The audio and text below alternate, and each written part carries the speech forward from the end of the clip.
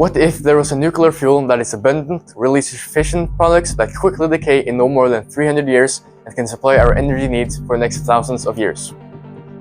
This fuel exists and is called thorium, and in this video we'll cover from the discovery of thorium in 1828 to today's developments in the thorium fission technology.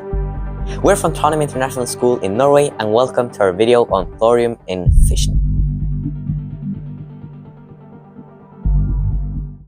In 1828, Morten Tekanne Esmag, a Norwegian priest and mineralogist, discovered the brown stone thorite in the south of Norway, about 500 kilometers from Trondheim, where we are now, but didn't manage to identify it, so he gave the sample to his father, Jens Esmag, who would later be considered the first geologist of Norway.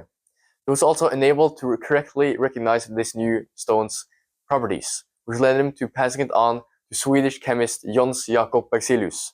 Berzelius successfully isolated a new oxide from the stone sample, which he called thoria.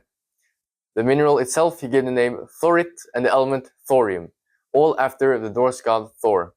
In 1940, during the beginning of the Manhattan nuclear program, the University of California at Berkeley discovered the energy potential of thorium.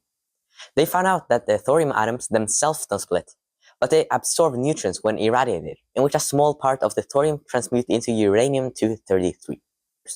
And in the 1950s, Indian physicist Homi J. Bhabha, the father of the Indian nuclear program, first got the idea of using thorium instead of uranium for nuclear reactors. The US had the aircraft nuclear propulsion program going from 1946 to 1961, in which they tried developing a nuclear-powered long-range bomber plane by using a molten salt reactor. This program was shut down, but the Oak Ridge National Laboratory was responsible for the development of the reactor. In November 1954, Oak Ridge managed to keep a 2.5 megawatt reactor operational for around 9 days before some of the officials had concerns about the overheating of one of the components. 5 days later, the reactor component got into trouble and radioactive gas was released inside the reactor chamber. This was the first ever experimental reactor capable of using a mixture of thorium and uranium as fuel. Unfortunately, only experimental designs of molten salt reactors and no commercial reactor designs have been built up to date. In August of 2021, China finished building a prototype of a thorium molten salt reactor and announced that they will have a commercial thorium molten salt reactor online by 2029. In a molten salt reactor, the coolant inside the core is a salt mixture heated above its melting point, making it a molten salt. The fuel itself is usually either dissolved in the molten salt composition or having graphite rods as a moderator to support the fission chain reaction, or having the fissile material in solid or liquid inside the rods, with the molten salt as the coolant. An important safety factor of the molten salt reactor core is the passive shutdown due to its large negative temperature and void reactivity coefficients.